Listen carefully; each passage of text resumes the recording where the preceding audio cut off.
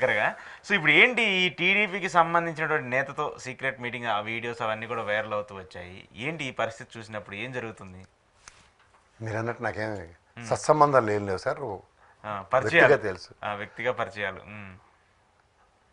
రెండోది ఏంటంటే ఇక్కడ ఒక సర్ప్రైజింగ్ ఎలిమెంట్ ఏంటంటే దాంట్లో A3 కదా ఆయన. అవును. A3 మీద ఏ విధమైన ప్రొసీడింగ్ ఇల్లు వీళ్ళు ఈ పౌడర్ డబ్బా వీళ్ళు సెలరేగిపోయారు కదా. సెండరింగ్ పాలిటిక్స్ రాగానే ఎప్పుడైతే ఆ పందా మార్చారంటేనే దాని అర్థం ఏంటంటే లోపటేటి విషయం లేదని. దీని అంతటికన్నా అసలు జగన్మోహన్ రెడ్డి అనే వ్యక్తి బయటకు వచ్చి ఒకటి గురించి మాట్లాడాడు అంటే ఏహపరాలు తెలియకుండా మాట్లాడు, పూర్వపరాలు తెలియకుండా అంతకన్నా మాట్లాడు, వర్తమానం తెలియకుండా అసలు మాట్లాడాడంటే అక్కడతో కథ కంచికి మన ఇంటికని అర్థం. ఇంకొక విషయం చెప్తా, అదొక society, private society, gated community అనుకోండి. పోనీ వీడియో ఫుటేజ్ బయటకు వచ్చిందంటే ఎవరికి తెలియకుండా రాదు కదా. అందులో టీడీ జనార్దన్ గారు లాంటి వ్యక్తి అసలు చంద్రబాబు నాయుడు గారు రీప్లేస్మెంట్ అని అన్నాను, కానీ చంద్రబాబు నాయుడు గారు ఈక్వల్ టు పార్టీ పరంగా ఈజ్ ఎ ట్రబుల్ షూటర్. ఆయనే ఈ ట్రబుల్ షూటింగ్కి దీంట్లో గన్నెలు ఎక్కుపెట్టాడంటే అర్థం ఏంటి? ఆల్రెడీ ఇది ఒక టాస్క్ ఇచ్చి దీంట్లో జగన్మోహన్ రెడ్డిని ఎలాగైనా ఫిక్స్ చేద్దామని వాళ్ళ తాపత్రయం 2 ఏళ్ళు బేర్ మినిమంలో ఆవిడ కూర్చోబెడదామని ప్రపంచంలోని కేసులని వడపోసేస్తుంటారు కింద మీద పడి. ఇలాంటి తపేల రాజకీయాలు చేసి 2 ఏళ్ళు పెట్టేద్దాం అనుకుంటే హాస్యాస్పదంగానే ఉంటుంది. ఇలా కాకని గోవర్ధన్ రెడ్డి కేసు చూడండి, 2 బెయిల్ వచ్చాయి. ఒకడేమో యాంటిసిపేటరీ బెయిల్ వచ్చింది, 3వ వాడి కింద 4వ వాడి కింద 7వ వాడి కింద అక్కడ ఉన్న కాకని గోవర్ధన్ రెడ్డి SC/ST కేసు ఇట్లా అప్డేటేశారు. ఇప్పుడు అది కేసు పరంగా లోపలికి వెళ్తే ఆ క్వాడ్ ఈడ్చి కొడితే 20,000 ఉండదు. అదేమో 7 కోట్లు 63 టన్నులు ఎక్కడ తీసుకెళ్ళి చెన్నైలో అమ్మేశారు, చెన్నైలో షిప్లో ఎక్కించారు. ఏది అన్ని సింగం సినిమాలు ఏవో చూసి అడవడపడి బ్యాచ్లు ఎక్కువైపోయాయి.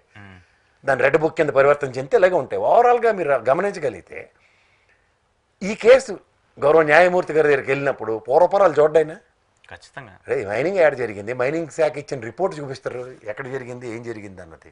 నేను ఎందుకు చెప్తున్నానంటే విజయసాయిరెడ్డి ఇంటర్లింక్ చేయడం చెప్తున్నా. మీరు గమనించగలిగితే క్వాడ్ 20,000 ఉంటే 7 కోట్లు ఏడా? ఫస్ట్ ప్రశ్న.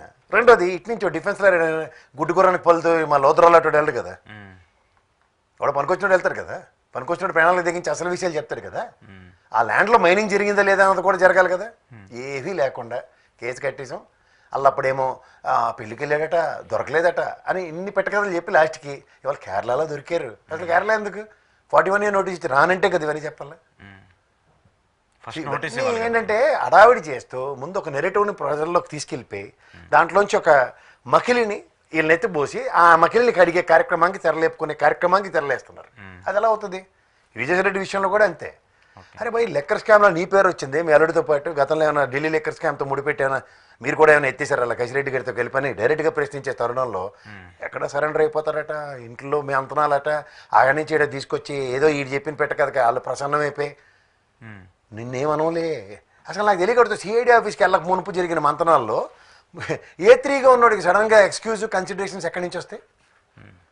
ఎందుకు వస్తున్నాయి? అంటే అప్రూవర్గా మారి ఏదో ఆయన పేరు అప్రూవర్గా ఎలా మారిపోతారు? ఇదేనా నక్సలైట్ లేటే దొరికిపోం బాబు నువ్వు అప్రూవర్గా మారిపోతాం, జనజీవన సంవత్సరం కలిసిపోతాం, ఒక ₹1 కోటి రవాడు ఇచ్చింది గన్నట్టుకుని మేము గన్ను బదులు ప్రూవ్ అయితే కదా ఇంకోటి కదా అసలు కేసు కాదండి. బాజాలు కొట్టారు ఇప్పటిదాకా. అది అమాయకుని చేసి ఆ ముసలిని కృష్ణమోహన్ రెడ్డిని ఆ ధనంజయ రెడ్డిని వీళ్ళందరినీ మీ కడుపు మట్టలేదు. చిన్నపిల్లలు చూడండి పితురులు చెప్తారు, నాన్న వాళ్ళు కొట్టాడు నువ్వు స్కూల్కి వచ్చి అని తిట్టు అన్నట్టు. ధనంజయ రెడ్డి కృష్ణమోహన్ రెడ్డి అంటే పడని విజయసాయి రెడ్డి వాళ్ళు పేర్లు ఎత్తే వాళ్ళు ఆవిడ ఎత్తుకుని కూర్చోబెట్టారు. ఆవిడ కాలే. ఓకే. సో ఇప్పుడు ఏంటి నేను లక్షలు చెప్తున్నా, ఢిల్లీ వాడు పొత్తుకు కావాలి వైఎస్ఆర్సీపీతో కలిసి పోటీ చేద్దాం అంటే నేను చేయను అన్నాడు. విజయసాయి రెడ్డి ఆబ్లిగేషన్ ఎక్కువ తీసేసుకొని ఫీల్ అయిపోతుంటే నువ్వు పక్కెళ్ళి ఆడుకో ధనంజయ రెడ్డి నువ్వు లాబీ చేయి నా ఢిల్లీ అపాయింట్మెంట్స్ అని నువ్వు చూడంటే మనవాడికి పౌరుషం వచ్చింది. ఆ పౌరుషం పరిస్తాను పితూరులు చెప్పి లోపల వేయించేదాకా నిద్రపోలే జరుగుబాటు అంటారు దాన్ని. ఎవడికి ఉపయోగం? మొహం ఇడిచేసాడు నేను జగన్మోహన్ రెడ్డి. మొహం ఇడిచిన తర్వాత 2 రోజు గొడ్ల తీసి ఇది నీ కోర్ట్ ఆపరేషన్ చూసుకో సరే. ఇప్పటిదాకా నా దగ్గర ఎందుకు తగలడ్డం, మా నాన్న తెలుసు మా తాతయ్య తెలుసు మా అమ్మమ్మ తెలుసు అని మాకెందుకు పెట్టకథలని మొహం ఇడిచేసి పోయాడు. ముందు ప్యానెల్ చెల్లిన తర్వాత వచ్చిన పర్యవసానాలు ఇవి. అంటే ఎప్పటి నుంచో ఉంది వాళ్ళ మధ్య కొన్ని గ్యాప్ ఉంది. అది ఇప్పుడు జగన్మోహన్ రెడ్డి అనే వ్యక్తి ఎప్పుడు గుప్పిడెప్పుడు ఇప్పితే షర్మిల ఇప్పితే విజయసాయి రెడ్డి ఏమైంది? ఇంకో మధ్యలో ఆటలాంటి బయలుదేరినోడు ఎవరికో ఉపయోగం వీళ్ళ వల్ల. అంటే బాలనేనిది అది వేరు కదా, ఏడు వేరు, అది వేరే ఇదే ఏడుపు కదా. అది అందరూ ఒకటే ఏడుపు బ్యాచ్ సంబంధించింది. చుట్టపాలు దగ్గర అని చెప్పి అలో లక్ష్మణ బ్యాచ్ ఇది. ఇంకా మిగిలిన సుబ్బారెడ్డి ఒకటే మిగిలిడు. ఇంకా ఆయన కూడా విజ్ఞత విచక్షణ కోల్పోతే ఇంకా ఇంతకన్నా దరిద్రం ఇంకోటి ఉండదు. నాకు తెలిసి ఆయన చేయడా పని. ఓకే సరే, ఏం చేస్తారు చేయలేదు కానీ ఎందుకు ఇప్పుడు ఇంత సడన్గా సిఐడి విచారణకు ముందు ఈ సీక్రెట్ మీటింగ్ అవసరం ఏముంది? దాంట్లో కూడా ఏదో దాదాపు 58 నిమిషాలు గంట పాటు దగ్గరగా సమావేశమయ్యారు, ఏదో జరిగిందనేటువంటి ఒక చర్చ. మనం ఏం చెప్పట్లేదు, మీడియానే చెప్తుంది. వైర్ మీడియా, ఇంగ్లీష్ పత్రిక, వైర్ మీడియా చెప్పింది. టీడీపీకి సంబంధించిన మీడియా ఇంకా ఎక్స్పోజ్ చేస్తుంది. అప్రూవర్గా మారిపోయాడు విజయసాయిరెడ్డి, జగన్ పేరు చెప్పేశాడు, అయిపోయింది, మహానాడు తర్వాత అరెస్ట్ చేస్తారు, ఇలాంటి చర్చలు జరుగుతుంది. రాజకేష్ రెడ్డి ఇదే కథ చెప్పారు వీళ్ళకి. అదేనండి అలా బ్రహ్మానంద గడి స్క్రిప్టే ఉంటుంది రాంబాబు సినిమా. గంగతో రాంబాబు, బ్రహ్మానంద గడి వీళ్ళందరూ ఆయనకి మళ్ళీ చేత్తగలరు. వీళ్ళు జర్నలిజం వీళ్ళు ఎందులో పడిసావమన్నట్టు. సిగ్గుంటే అలాంటి జర్నలిజం వార్తలు రాస్తే ఆలోచిద్దాం. సరే అది ఓకే. ఇప్పుడు ఎందుకు ఇంత సీక్రెట్ మీటింగ్ జరగాల్సి వచ్చింది? ఏంటి సీక్రెట్ అండి? మీరు సీక్రెట్ అనుకుంటారు వాళ్ళు. పబ్లిక్ గానే కలిసారా? పబ్లిక్ గానే కలిసారు కదా. రహస్యంగా సొరంగం తోకు నేను వెళ్ళారు.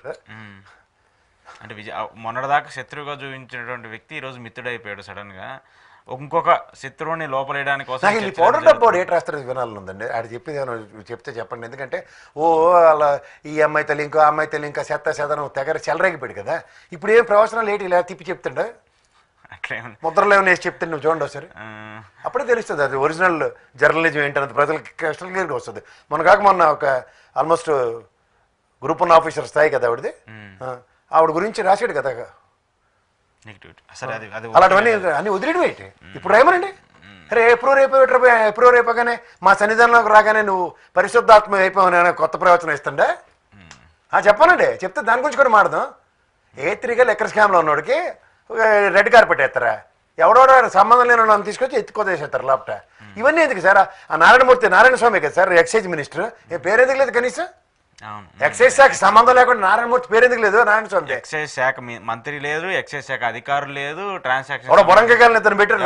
అలా సత్యప్రసాద్ ఎవరు ఇద్దరు చిన్నపిల్లలు చేసి ఎవరు ఇలా ఎవరు కేసు కట్టిన వాళ్ళు ఆలోచించండి. వ్యాపారాలు అంటే వాళ్ళకి తెలియకుండా ఇదంతా జరిగింది అనుకో కాదు. మళ్ళీ మాట సార్, ఎక్సైజ్ శాఖ మంత్రికి డిప్యూటీ చీఫ్ మినిస్టర్, మళ్ళీ ఇప్పుడు డిప్యూటీ చీఫ్ మినిస్టర్కి మార్చే డెలివేషన్లు ఇస్తారు కదా. అప్పుడు ఊరికే ఎవడో పెద్దిరెడ్డి పక్కన కూర్చున్నాడు, పక్కన నిలబెట్టేశాడు, ఇదేంటి ఇలా చిన్న చూపు చూస్తాడు. ఇవి కదా రాశారు మీ మొహాల మాట. ఇప్పుడు రాయండి, చూపించండి మీకు దమ్ముంటే ఆ విషయాలు. నారాయణ స్వామి ఏడన్నాడు పిలండి.